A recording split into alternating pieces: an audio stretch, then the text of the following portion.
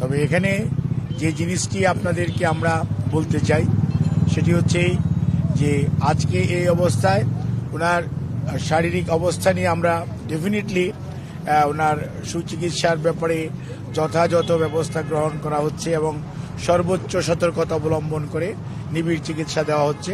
But এটাতে অত্যন্ত উৎকণ্ঠিত হওয়ার কোনো বিষয় বলে আমরা মনে করছি না। আমরা মনে করছি যে ওনার চিকিৎসাটা যদি এখন যেভাবে শুরু হয়েছে আজকে আলহামদুলিল্লাহ, এটা যদি আগামী 12 ঘন্টা যেটি বললেন প্রফেসর এফ এম সিদ্দিকী সাহেব, মেডিকেল বোর্ডের তত্ত্বাবধানে ওনারা আবার বসবেন, বসার পর পরবর্তীতে ওনার স্বাস্থ্যের অবস্থার উপর পর্যবেক্ষণ করে কী ধরনের চিকিৎসার পরিবর্তন আনা যায় সেই অনুযায়ী ব্যবস্থা নেবেন।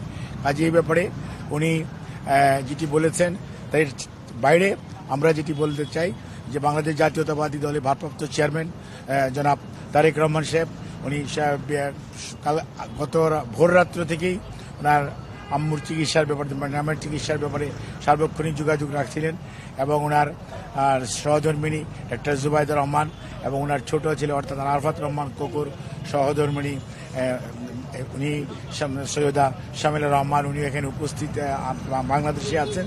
ওনারা সার্বক্ষণিকভাবেই ওনার আত্মীয় স্বজনরাও চিকিৎসার ব্যাপারে সবসময় সহযোগিতা করছেন এবং খোঁজখবর রাখছেন এবং সেই সাথে ম্যাডাম খালেদা জিয়া আপনাদের মাধ্যমে দেশবাসীর কাছে দোয়া চেয়েছেন ওনার সুস্থতার জন্য, যেমনটি সবসময় দেশবাসী ওনার সুস্থতার জন্য করেন।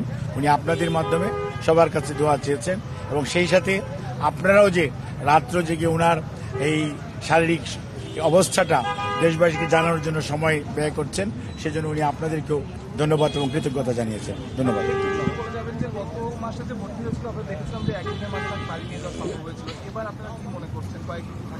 এবার আপনার কথার যেটি প্রফেসর সিদ্দিকী সাহেব যেরকম বলেছেন বা শাহাবুদ্দিন সাহেব বা জাফর বা জিয়া অথবা আমাদের সাইফুল সাহেবদের যে পর্যবেক্ষণ, তাতে আমাদের মনে হয় যে আমাদের হয়তো এটা তো আর এখনই প্রেডিক্ট করা যে হলফ করে বলা যাবে না, তো সব কিছু নির্ভর করবে যে চিকিৎসা শুরু হয়েছে, পরীক্ষা নিরীক্ষার রেজাল্ট কি আসে এবং এর পরবর্তীতে উনি কী ধরনের রেসপন্ড করে তার উপর নির্ভর করবে ওনার কতদিন হসপিটালে থাকতে হবে।